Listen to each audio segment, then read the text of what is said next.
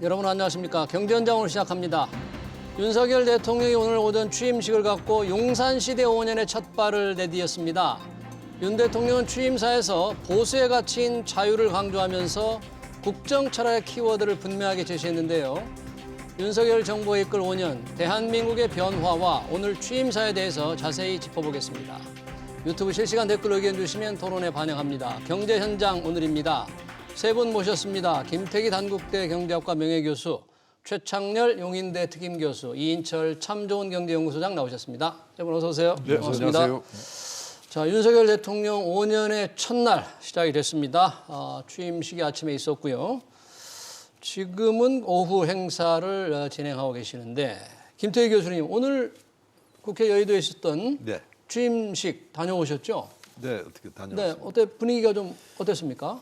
뭐 다른 행사랑 다른 역대 대통령 다 간 건 아니지만 몇 번 비교를 하게 되면 무슨 그때보다 조금 더 이게 좀 자연스럽다 그럴까요? 네. 좀 그런 것 같고요. 그다음 그날 또 등장하는 분들이 뒤에 예를 들어가지고 다문화 어떤 가정 자녀분들도 예. 갖고 온다든지 뭐 이런 부분들도 좀 달라 보였고요. 뭐니 해도 보통 우리가 취임사 그런다라면 예. 굉장히 좀 엄숙하게 예. 그리고 그게 예를 들어 국정의 어떤 뭐 목표 뭐 이런 부분들이 등장하는데 싹 그게 없어요. 그래서 들으면서 벌써 끝났어? 근데 사실은 내용은 워낙 짧았다 그런 얘기죠. 짧았습니다. 그러니까 좀 듣다가 나중에 보니까 벌써 끝났어? 예. 근데 내용은 굉장히 제가 볼 때 울림이 컸다고 생각합니다. 내용은 울림이 컸다. 짧았지만 신선하고요. 왜냐하면 그게 뭐 조목조목 이런 걸 다 타치를 하질 않는데 문제는 이 가치라고 하는 거, 그 원칙이라고 하는 이런 부분은 잘 바뀌지 않지 않습니까? 그게 좀 모든 걸 할애를 하고요.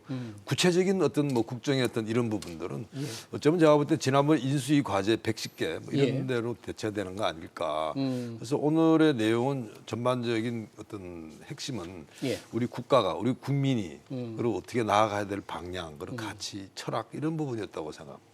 그러니까 구체적인 정책보다는 국정 철학의 어떤 핵심을 제시했다 이렇게 봐야 되는데. 저는 그래 봅니다. 우리 최창렬 교수님 보시기에는 어땠습니까? 오늘 취임사 좀 짧았다 그러는데 취임사에서 던진 뭐 느낌, 핵심 메시지에 대한 느낌 어떻습니까?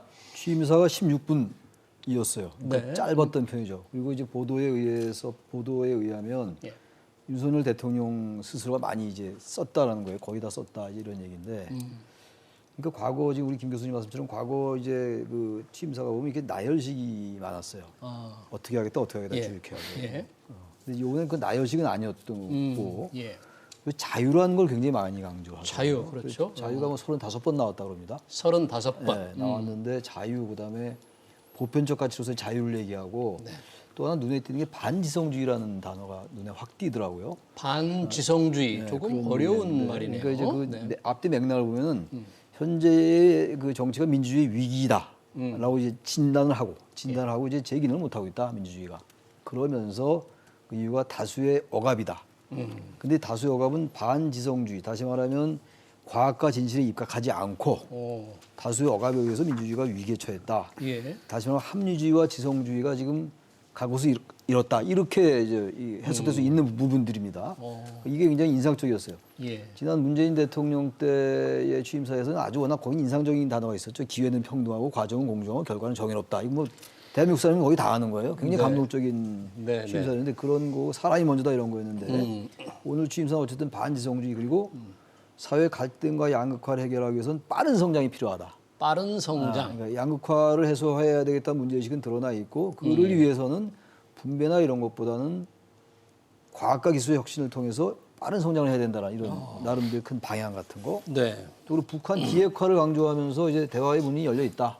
대화의 문이 열려 있다. 이제 지난번에 얘기할 때는 말씀할 때는 특별히 보여주기식의 이런 건 안 하겠다. 그러나 대화의 문이 열려 있다 하더라도 그래서 남북 정상이 만나기 어렵겠구나 이렇게 생각했는데 아무튼 간에 대화의 문이 열렸다라고 분명히 명시하고 얘기했고요. 그래서 전체적으로 볼 때는 자유, 인권, 연대, 공정 이런 걸 강조했어요. 그래서 전반적으로 큰 흐름을 얘기했다라고 보여져요. 네. 짧게 얘기하면. 그래서 어쨌든 윤 대통령의 여러 가지 평소의 생각이 많이 반영돼 있는 것 같더라. 네. 그걸 느꼈습니다. 지금 조 교수님 말씀대로 이제 자유를 35번이나 강조했다. 인철 소장님, 이렇게 강조한 자유, 과연 앞으로 이 국정 과제, 국정 행정에 어떤 형태로 반영이 될 수 있을까요?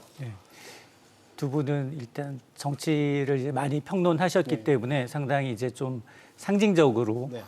굉장히 인문학적 관점에서 후한 평가를 하셨다면 저는 네. 이제 먹고 사는 문제, 경제 쪽에 좀 포커스를 맞추면 예. 사실은 매년 대통령의 취임사를 보게 되면 네. 위기, 위기 극복, 통합, 소통 뭐 이런 것 위주로 했거든요.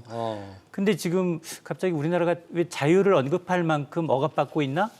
라고 생각할 텐데 자유를 얘기하고 있고 키워드가 인권과 공정과 네. 연대여서 사실은 지금 세계은행은 반세기 만에 50년 만에 최악의 인플레이션 쓰나미가 몰려오고 있다. 실제로 우리 경제 지표를 보더라도 예. 환율이 지금 1,300원에 육박하고 있습니다. 그렇죠. 이게 2008년 글로벌 금융위기의 수준이고요. 그다음에 금리가 주택담보대출 금리가 지금 고정형의 경우에는 7% 육박합니다. 이것도 2008년 금융위기 수준이에요. 네. 여기다가 지금 그 물가 수준은 이미 그 수준을 넘어섰습니다. 그러니까 공통적으로 보면 상당히 예. 저성장, 고물가가 고착화되면서 우리가 가장 경제학자들이 피하기 어려운 예. 이 스태그플레이션. 네. 올해 뭐 IMF는 한국이 2% 저성장에 4% 물가가 불가피하다라고 얘기하고 있는 상황이기 때문에 예. 경제를 어떻게 이 난국을 돌파할 것인가에 대한 어떤 시그널을 줄 줄 알았는데 오히려 네. 자유를 국내의 어떤 인권적인 측면이 아닌 국제사회를 포괄하면서 네. 그러면서도 이제 경제 관련한 부분은 두 가지를 좀 주목했는데요. 예. 어떤 하나가 건가요?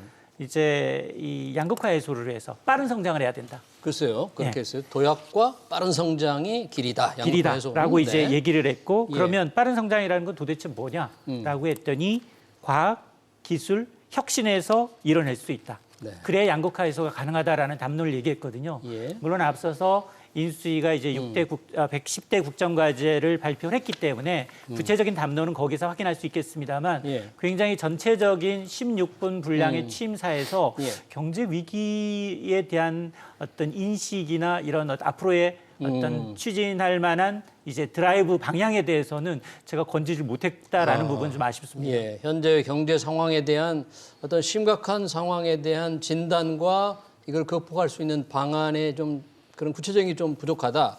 김태희 교수님, 이 자유를 강조했다. 그러면 관련해서 우리 이제 자유민주주의, 또 시장 경제를 기반으로 한다. 그 기반으로 국민이 진정한 주인이 되는 나라를 만들겠다는 거 아닙니까? 이 자유민주주의와 시장 경제, 헌법의 가장 근본적인 정신 같은데 이 부분을 특별히 강조한 윤석열 대통령의 어떤 전인지고에 대한 메시지는 그럼 어떻게 평가하세요? 사실은 자유라는 단어는요. 예. 정치와 경제를 관통하는 거죠. 그러니까 사실은 정치에 있어가지고 어떤 자유라고 있기 때문에 이제 우리 민주주의가 예. 가는 거고요. 그다음에 경제가 사실은 뭐 혁신이 일어난다든지 예. 그리고 그게 뭐 성장이 일어나는 부분들이 자유가 있기 때문에 가능한 거 아니겠습니까? 근데 이제 그런 이야기를 사실은 밑에 쭉 깔고 있었어요. 예. 오늘도 연설의 첫 부분이 시작은 그겁니다. 예. 지금 현재 우리 경제 어려움에 대해 가지고 이야기를 했어요. 그리고 그 부분을 우리가 돌파하는 부분도 예. 사실은 동력은 자유에서 나온다고 이야기를 했고요. 그리고 또 이 어려움이라고 하는 게 예. 뭐 그게 팬데믹이든 또는 그게 뭐 우크라이나 지금 문제든 이런 문제들이 사실은 이 국제 정치 이런 관점에서 봐야 되기 때문에 예. 좀 글로벌 차원에서 협력이 필요하고 그다음에 그 글로벌 협력의 어떤 가치를 어디에 둘 거냐 예. 그걸 자유에 두겠다는 겁니다. 그러니까 쉽게 말해가지고 자유라는 보편적 가치를 가지고 예. 오늘 아주 재미난 단어가 세계 시민이란 말이 많이 나왔어요. 세계 시민. 세계 시민이요? 그 무슨 의미가 있을까요? 그러니까 이게 세계 시민이라고 하는 거는 쉽게 말해가지고 자유라는 가치를 공유하는 예. 그런 어떤 이 사람들을 세계 시민이라고 보는 것 같고 그다음에 우리나라에 대해서도 자유 시민이라는 말을 상당히 많이 썼습니다. 예. 그러니까 이게 지금 아까 우리가 자유라고 하는 말을 35번 나왔다 그러는데 이 자유의 뒤에 붙어 있는 게 예를 들어 자유 시민이라 이렇게 붙어 있었습니다. 네. 근데 그 이야기는 뭐냐 그러면 결국은 이 자유라고 하는 거는 뭐 쉽게 말해가지고 사람들이 뭔가 창의적인 활동하려면 어떻게 해야 될까요? 자유가 있어야 되지 않겠습니까? 이제 그걸 통해 가지고 성장을 하고 성장을 하면 이제 이 양극화 문제도 해결된다 보는데 오늘 자유시민에 대한 조건을 세 가지를 이야기했습니다. 자유 시민의 조건, 네. 세 가지가 뭔가요? 그게 사실은 굉장히 중요한 부분인데요. 예. 저도 오늘 그 이야기를 듣고 정리가 참 잘 됐다. 제일 첫 번째가 뭐냐 한다면 자유시민의 조건이 첫 번째가 경제적 어떻게 보면 기초를 갖추게 해야 된다. 그다음 두 번째는 공정한 교육이 가능해야 된다. 교육계죠. 공정한 교육입니다. 교육. 네. 네. 그다음에 세 번째는 문화적 접근이 보장이 돼야 된다. 네. 요 세 가지를 이야기를 하고요. 그다음에 이 자유시민은 이런 역할을 해야 된다는 겁니다. 쉽게 말해가지고 우리 성자 독식이라고 하는 데서 빠져서는 안 되고, 예. 그다음에 어려운 사람을 연대해서 도와야 된다 하는 이런 게 이제 자유시민의 어떤 어떻게 보면 하나의 어떤 조건으로 이야기를 했는데요. 예. 그래서 사실 이 경제의 어떤 세부적인 이야기는 지금 뭘 타치를 안 한다 하더라도 현재 우리가 안고 있는 지금 예를 들어 스태그플레이션이든 또는 뭐 글로벌 공급망의 문제든 이런 부분들을 다 어떻게 보면 포괄하는 예. 또 그런 또 문제를 해결하는 예. 그게 예를 들어 국제 연대도 자유의 어떤 가치하에서 그다음에 우리 한국의 내에서도 예를 들어 가지고 성장의 동력이 자유라는 가치하에서 나온다는 막 그런 거로 저는 들었습니다. 경제 정책면으로만 본다면 소장님 이 자유를 강조한다는 것은 이른바 정부 주도가 아니라 민간 주도 경제 활력 창출 그런 부분으로 연계될 수 있다고 보시는 건가요? 맞습니다. 이미 뭐 그 당선인 시절 공약에서도 그동안 이제 소득주도 성장에 전반하는 네. 주로 이제 정부 주도가 아닌 민간 주도의 성장을 이룩하겠다. 그러로 해서 규제 개혁을 통해서 일자리, 양질의 일자리를 만들어내겠다는 게 공정 기치다라는 예. 얘기를 했는데요. 근데 이제 지금 나타나고 있는 상황, 아까 위기 극복 예. 과정에서 보면 사실 우리가 코로나 팬데믹도 그렇고요. 글로벌 공급망도 그렇고 국제 원자재 가격, 예. 지금 곡창지대 산유국에서 전쟁이 나면서 식량이 무기화되고 그리고 이제 원자재가 무기화돼서 예. 이제 나 먼저 살고 보자라는 이제 시기 이기주의 현상이 나타나고 있거든요. 예. 분명히 뭐 세계 경제 경찰이라고 하는 미국조차도 예. 오히려 이런 모습을 보이고 있는데 물론 대통령으로서 이제 취임사에 이제 한국이 글로벌 10대 이제 경제 대국이기 예. 때문에 세계 시민과 힘을 합쳐서 국내외적인 위기와 난제를 해결해 나가야 한다라는 이제 평론적인 얘기는 물론 맞습니다. 맞음에도 불구하고 그래도 지금 나타나고 있는 현상들을 보게 되면 우리가 세계에서 이제 수출로 먹고 사는데 예. 지금 각국이 이렇게 자기 이기주의적인 어떤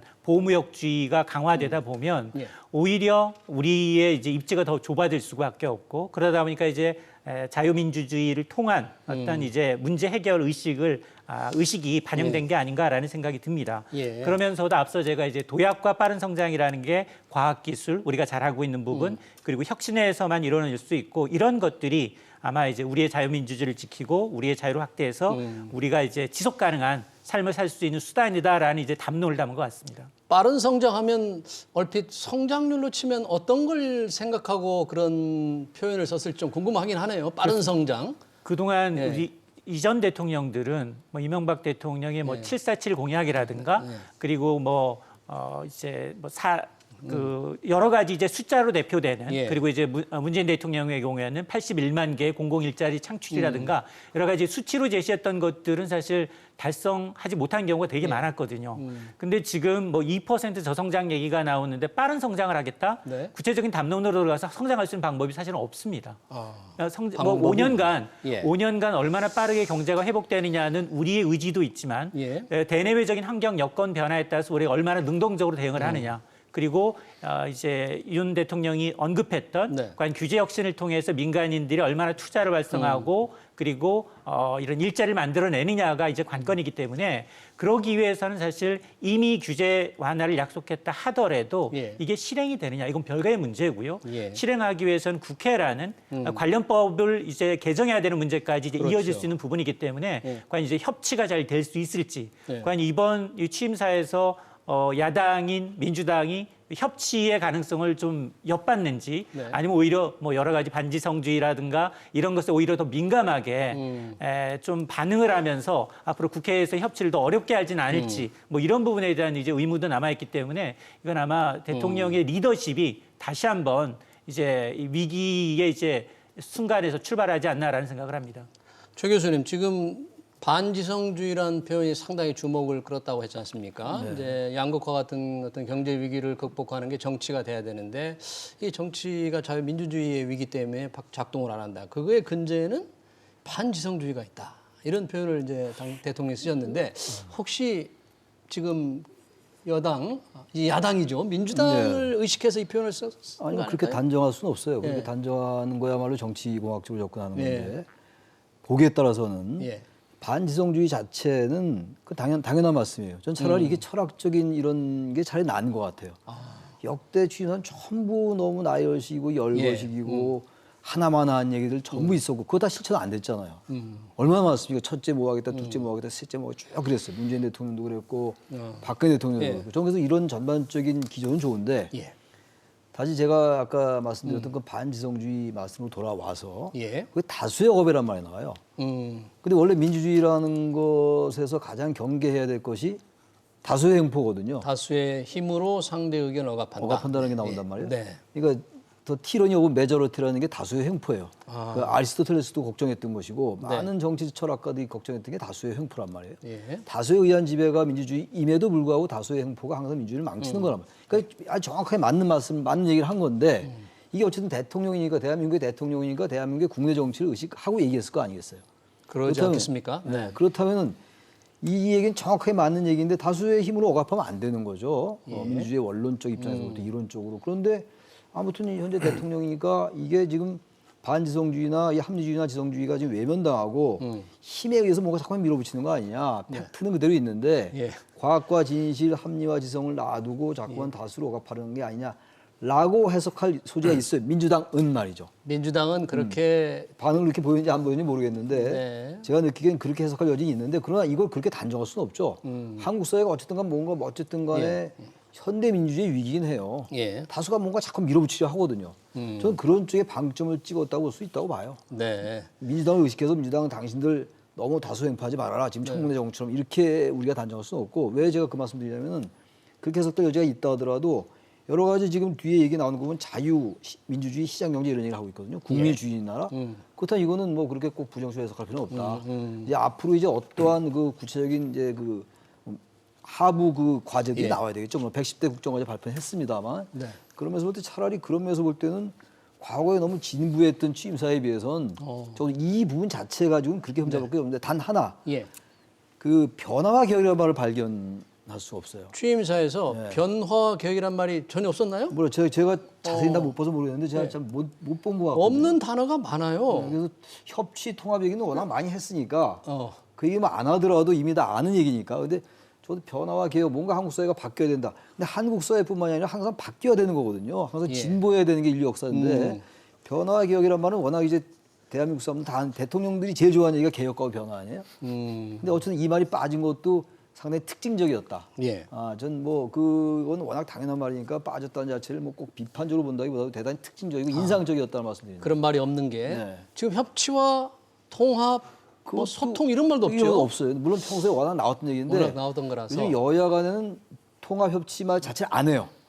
아, 그렇습니다. 야당도 얘기 안 해요. 이제 문재인 대통령하고 윤석열 당선인 시절에 다 얘기를 했는데 이제 아무도 안 한다고 해요. 이제. 어차피 그냥 마카파로 가자. 이렇게 해서 그런지 아예 이건 없다. 이건 뭐 이 취임사에 관련된 얘기뿐만이 아니라 아예 지금 우리 한국 정치권 소통과 협치하지 말자는 거 예. 같아요. 그러면 건 좀 다른 얘기긴 합니다만. 네.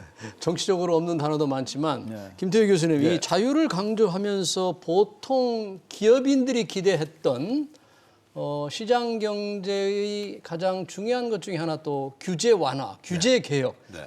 이런 말도 지금 전혀 없는 거죠. 그런 없어요. 거에 대한 네.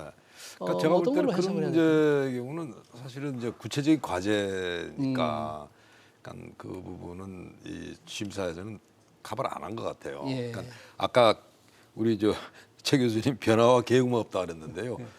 항상 취임사에 18번이 뭔지 아세요? 뭡니까? 민족 이런 겁니다. 민족. 민족. 민족이란 말도 없어요, 이번에는. 민족. 그러니까 쉽게 말해가지고 우리가 항상 듣던 단어들이 많이 빠져 있습니다. 그러니까 어떻게 보면 이제 새로운 접근인데요. 예. 근데 약간 하나 조금 이제 최 교수님 말씀에 대한 보완을 좀 하자 그러면 아까 이제 이런 거 아닙니까? 야, 경제 위기를 해결 못하는 게 이게 민주주의 때문이야. 그 이야기 아닙니까? 그래서 예. 그 민주주의가 결함이 생긴 게 반지성주의라고 반지성주의다. 하는, 그 이야기인데요. 그건 제가 조금 설명을 드리고 싶은 게 예. 그러니까 사실은 이 경제학자들은 이렇게 봅니다. 경제 성장의 가장 중요한 부분은 합리적 정신이라고 봅니다. 합리적. 예, 합리주의요. 그러니까 쉽게 말해가지고 그 합리주의라고 하는 게 예를 들어가지고 이제 굉장히 유명한 막스 웨버의 어떤 그분이 자본주의 정신에 대해서 이야기할 때 가장 합리주의 정신이 가장 중요하다 보는데 사실은 이 반지성주의는 경제학적 입장에서 봤을 때는 예. 이게 기본적으로 합리주의와 반하는 것을 의미한다. 경제랑 놓고 봤을 때요. 그다음에 현재의 상태랑 놓고 봤을 때 전 이렇게 생각이 들었습니다. 정말 요즘처럼 이렇게 파퓰리즘이 극성을 부린 데가 없었죠. 예. 그리고 또 하나는 이 파퓰리즘이 늘상 따라다니는 게 이런 말 들어가지고 팬덤 정치입니다. 팬덤 정치. 팬덤이란 말 이런 거죠. 우리나라에 왜 바가 많잖아요. 많죠. 무슨 바. 그 바를 이제 팬덤이라 그러고 네. 최근에는 그 이제 바에서 뭐냐면 개딸이란 말까지 나오고 있습니다. 네. 새로운 단어가 막 나오는데요. 제가 볼 때 이런 부분들이 전형적으로 이제 반지성주의. 이게 반지성주의다. 그렇습니다. 왜 맹목적이니까. 맹목적인 지지. 맹목적이니까요. 그리고 아까 말씀하신 대로 이제 숫자를 다수로 이렇게 막 해가지고 막 억압을 하는 뭐 이런 부분들 아니겠습니까? 그래서 아마 이 제가 볼 때는 이 반지성주의라고 하는 게 순수 경제 그 자체로만 봤을 때는 당연히 이 경제라고 하는 거는 합리적인 어떤 사람들을 전제로 경제 이야기를 하는 거고요. 예. 그다음에 이제 이 민주주의라고 하는 거는 사람들이 자기 각자 한 사람이 주인이 돼서 합리적인 판단을 내려가지고 민주주의가 된다고 하는 뭐 그런 거 아닌가 생각을 합니다. 그런 면에서 보면 문재인 정부의 지난 5년간의 이 어떤 상황을 의식을 하면서 한 표현들이 저는 많다고 생각이 들 수도 맞아요. 있겠어요. 자유를 강조하는 것, 자유민주주의가 아니라 자유를 왜 문 대통령 5년 때 헌법에서 빼려고 했었죠? 자유를? 그렇죠. 민주주의를 놓고 이제 자유에 헌법 대해서, 개정안에 헌법 개정안에. 그리고 교과서에는 지금 자유민주주의란 말이 없어졌어요. 사라지고 민주주의로 들어갔다면서요. 그냥 민주주의입니다. 그냥 민주주의. 네. 그런 것들에 대한 의식을 좀 한 표현 같지 않나. 이게 과연 정치 경제 상황으로 앞으로 어떻게 이게 나타날 건지. 사실은 이 윤석열 대통령이 사실은 그 선거를 한 번도 치르지도 않고 국회에 입성한 적도 없는 영선의 대통령이라는 정말로 기대치가 낮게 예. 가장 이제 기대치가 낮게 출발을 함에 있어서도 그나마 대통령을 만든 근본 이유를 따져보면 국민들은 부동산 문제, 내로남불 문제, 예. 공정의 기치일 거예요. 예. 그런데 이제 그런 언급은 사실은 좀 빠졌어요. 그렇습니다. 그런 언급은 전혀, 이제 빠져 있고 이제 담론적인 자유를 통틀어서 그걸 이제 뭐 경제적인 자유, 세계와의 연대, 뭐 규제 혁신에 대한 자유 이런 걸 이제 표방한 것 같습니다. 네. 그런데 이제 뭐 물론 이제 이 여러 차례 이제 민간 중심의 규제 혁파를 강조하면서 다양한 어떤 이제 이전 정부와의 대립하는 걸 모두 다 원상복구하겠다. 특히 부동산의 경우에는 뭐 임대차 3법을 폐지에 가까운 순으로 이제 이 규제 개혁하겠다라고 이제 얘기를 한 상황이거든요. 그렇죠. 자, 그러다 보니까 사실은 이전 정부의 이제 입법을 바꿔야 되는 사안들이 꽤 많고요. 그리고 여소야대 상황을 감안하게 되면 과연 저런 공약이 현실화됐을 경우 국회벽을 넘을 수 있겠느냐. 이 부분에 대한 의구심이 상당 부분 남아있고 그러다 보니까 국정과제에서도 빠진 부분들이 꽤 돼요. 예. 뭐 여가부라든가 굉장히 논란의 소지가 많은 것들 예. 그런 것들은 이제 유예돼 있기 때문에 특히나 이제 임대차 3법을 이제 이 폐지하는 것도 마찬가지로 이제 대부분 이제 새 정부가 내놨던 것들은 이전 정부의 공급 대책, 세제 대책, 금융 대책을 전부 다 원상복구하겠다라는 기조이기 때문에 이런 거는 이제 가능한 한 담지 않고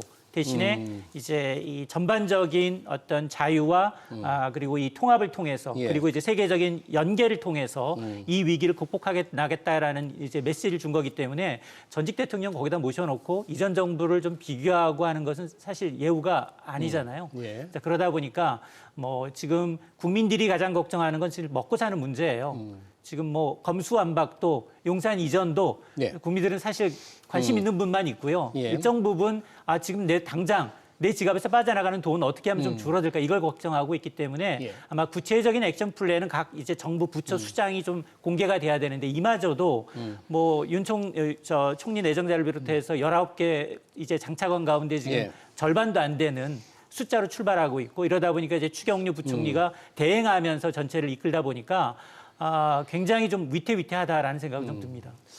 지금 우리 이인철 소장 말씀대로 관련 법, 예를 들면 임대차 3법을 고치고 싶어도 민주당의 협조를 받아야 되는데 최 교수님, 오늘 취임사에서 그런 이제 야당이 되는 민주당의 협조를 받기 위한 뭐 협치란 표현은 없지만 그런 정신이 좀 있는 것 같습니까? 좀 찾기가 좀 어렵습니까?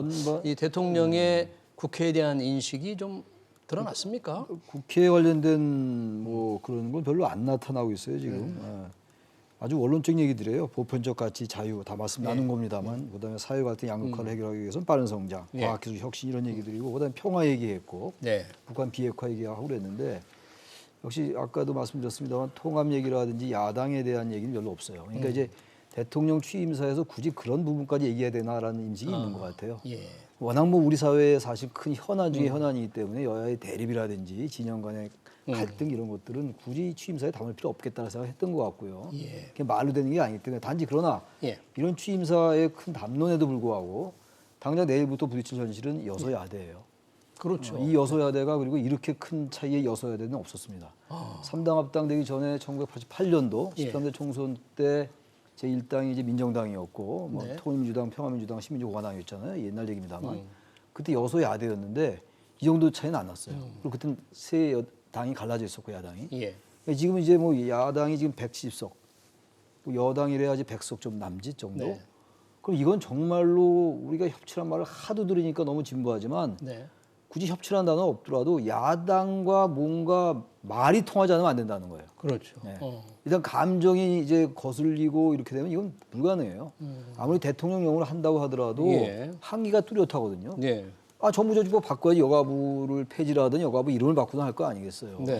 대통령은 안 되는 거 아닙니까? 그러니까 그런 것들에 대한 인식이 당연히 있겠죠. 그러니까 그걸 이제 앞으로 윤 대통령이 이제 직무가 시작됐습니다만 그러한 대국회 관계를 어떻게 하냐는 굉장히 중요할 것 같아요. 어느 때보다도. 근데 지금 국회나 정치에 대한 얘기는 거의 좀 빠져 있는데 그건 좀 지켜봐야 될 대목이다.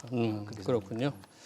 이 자유 관련해서 좀 첨언을 하자면 김태회 교수님, 이 윤석열 대통령이 특별히 자유를 강조한 게 그 부친으로부터 선물로 받은 책, 뭐 그게 좀 본인의 이 철학을 형성하는 데 많은 영향을 줬다면서요? 뭐 신문에 이제 그렇게 나왔죠. 사실은 이제 본인이 자기가 그 굉장히 좋아하는 책을 그 미국의 경제학자죠. 밀턴 프리드만 교수라고 그분이 쓴 이제 프리덤 투 초이스. 그러니까 쉽게 말해가지고 선택의 자유라고 하는 아주 명제가 있습니다.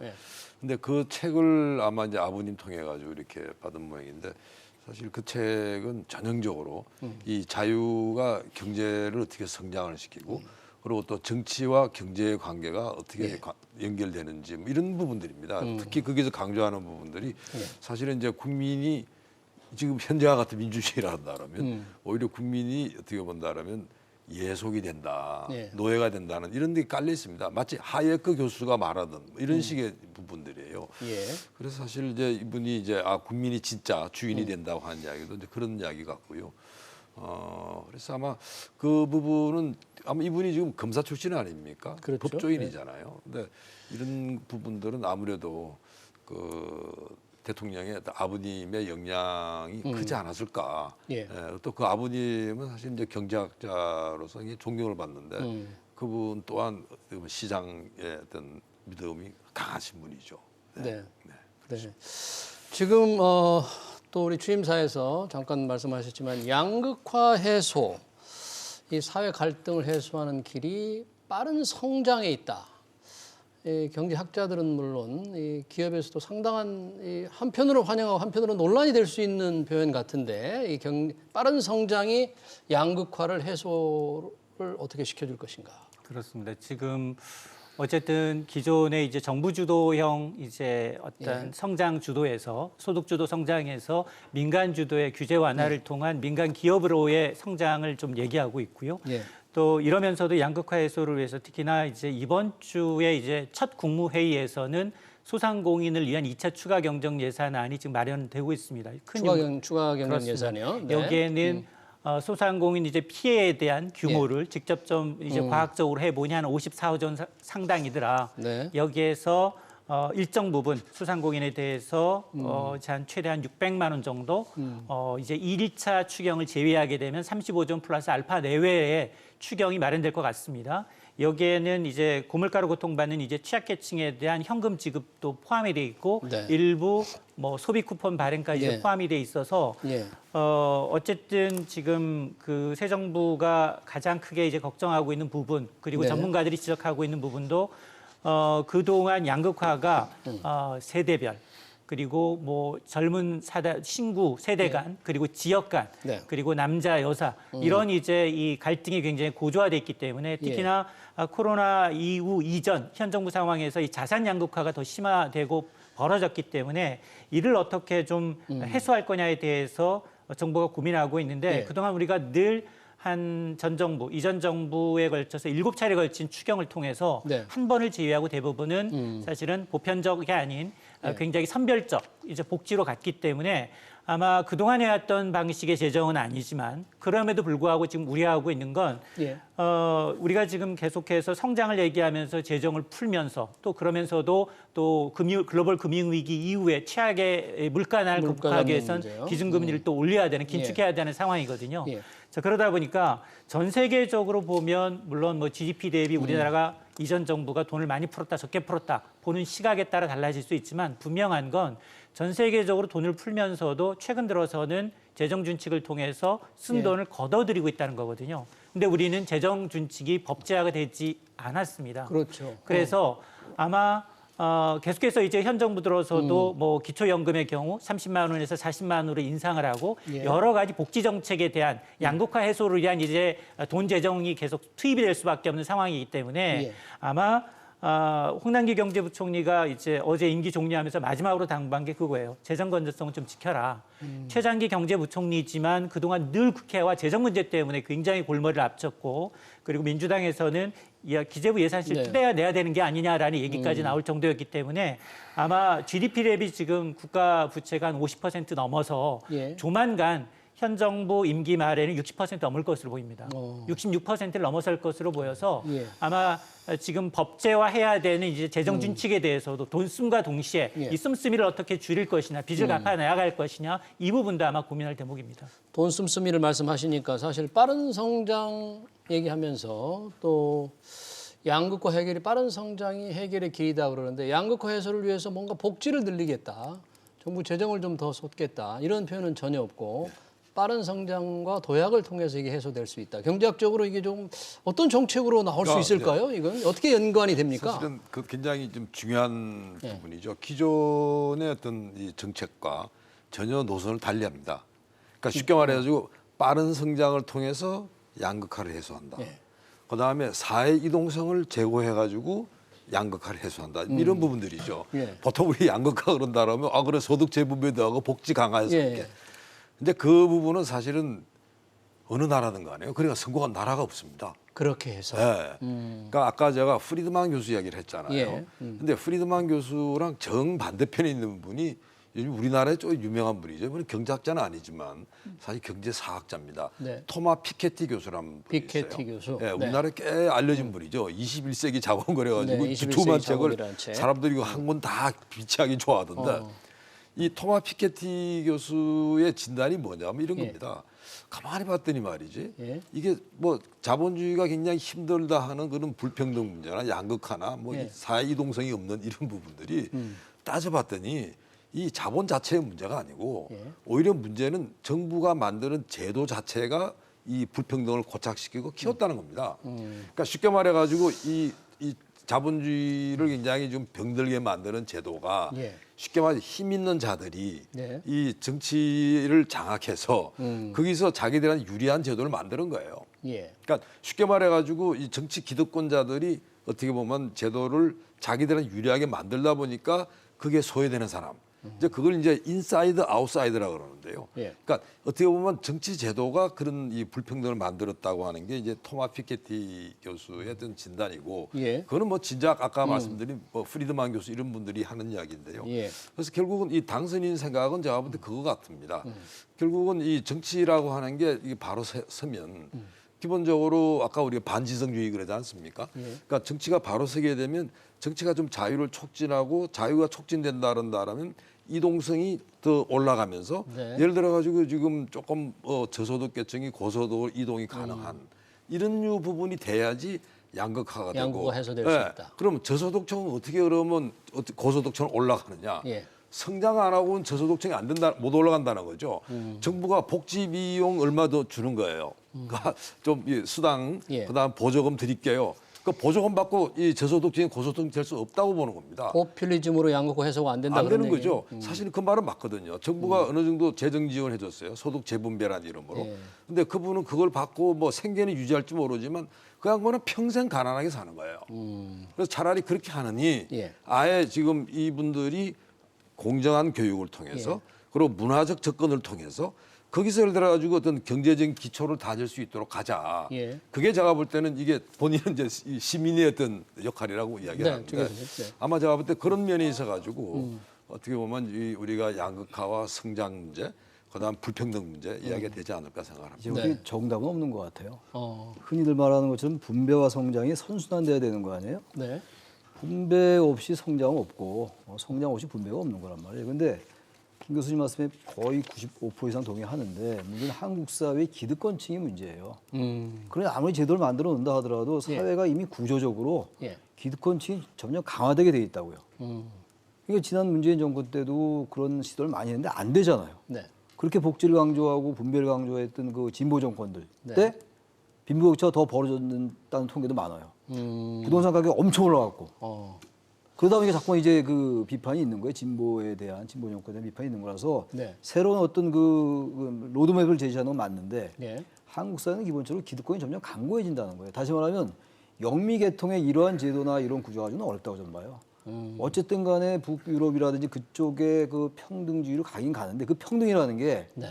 아주 극우층이 말하는 극우 보수가 말하는 그러한 어떤 그건 다른 거잖아요. 그러니까 뭔가 아무튼 성장과 분배가 같이 선순환해야 되는 것인데 지금 이제 윤석열 정부가 윤석열 대통령이 얘기하는 건 아무튼 성장이 파이가 키워져야 네. 분배도 늘어나고 제도도 바꾸고 이래서 소셜 모빌리티가 강화된다 이런 얘기라서 저는 나름대로 좋은 처방이라고 보는데 단 이러한 부분들은 결국은 기득권들이 양보가 가능할 때 가능하다. 그 말씀 좀 첨언하고 싶습니다. 기득권의 양보가 있어야 된다. 여튼 취임사를 보면은 성장에 분명한 방점이 이제 맞아요. 찍혔잖아요. 맞습니다. 앞으로 정책은 이제 그런 쪽으로 운영이 되는 거 아니겠어요? 맞습니다. 그리고 사실 이제 취임사에는 반영이 안 됐는데 예. 여기 참석한 인원인들 가운데 경제인이 몇 분이 계세요. 그렇죠. 네. 경제인이 보니까 이제 스타트업 참여하신 그 우아한 형제들 배달의 민족을 운영하고 있죠. 거기 김범진 대표 그리고 이제 마켓컬리 김슬아 대표 등의 스타트업 대표가 참여하 있고요. 네. 그리고 아마 지금 이 시간 뭐 만찬 준비 중일 텐데 네. 신라 호텔 오늘 만찬에도 5대 그룹 이제 총수가 대기업 참여를 총수들이. 합니다. 맞습니다. 네.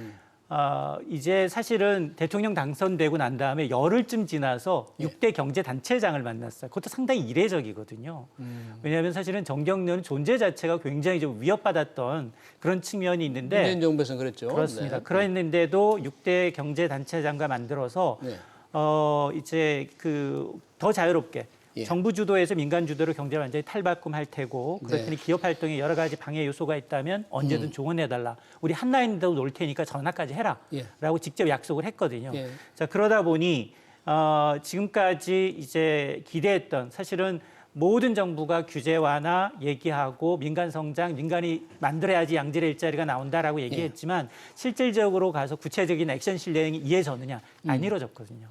전부 다 뭐 규제 샌드박스며 뭐 네거티브 규제로 전환하겠다 여러 가지 얘기를 했지만 예. 실질적으로 그게 국회를 넘을 수 있느냐 지역단체, 환경단체 반대를 넘을 수 있느냐 이건 아니거든요. 예. 그러다 보니까 과연 이렇게 기업하기 좋은 형태로 만들어서 민간 주도로 성장을 뛰어나게 빠르게 할 여력이 있느냐 이 부분은 아마 이제 윤 대통령의 의지도 필요하지만 국회를 설득하면서 지역단체를 설득하면서 환경단체를 설득하면서 이런 중재자 역할을 할 필요가 분명히 있어 보이거든요. 네.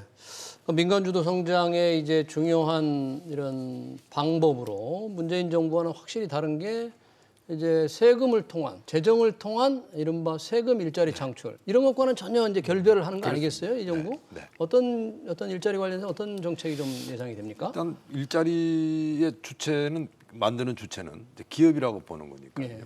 그러면 결국 기업한테 필요한 거는 정부가 재정 지원할 이유는 없다고 보는 거예요. 예. 그러니까 쉽게 말해서 정부가 해줄 일은 기업이 투자하기 편하게 규제를 풀어준다는 뭐 이런 입장인 것 같고요. 예.